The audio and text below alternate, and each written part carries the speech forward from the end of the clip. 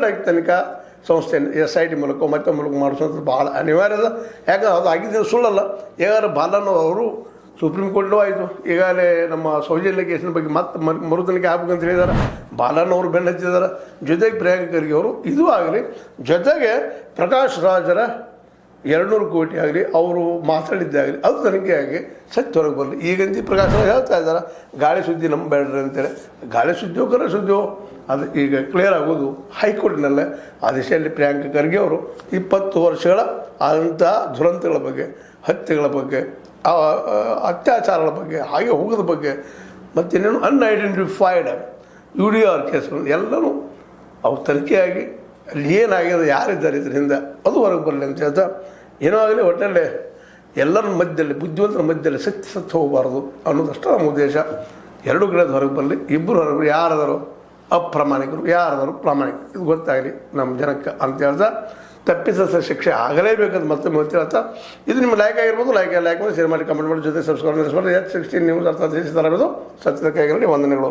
ಆತ್ಮೀಯ ಸಾರ್ವಜನಿಕರಲ್ಲಿ H16 ಅರ್ಥಾತ್ ಸೀತಾರಾಮದಿಂದ ಒಂದು ಮನವಿ.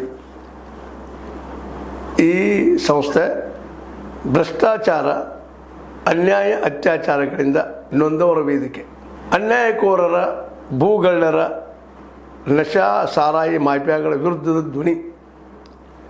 ರೈತರ, ಕೂಲಿಕಾರ, ಕಾರ್ಮಿಕರ, ಬಿದ್ದ ಸಮುದಾಯ ಜನರ ಧ್ವನಿ ಬೆಂಬಲವಾಗಿ ನಿಂತು ತನುಮನ ಧನದ ಸಹಾಯಕ್ಕೆ ಸಾರ್ವಜನಿಕರಲ್ಲಿ ಕೋರಿಕೆ.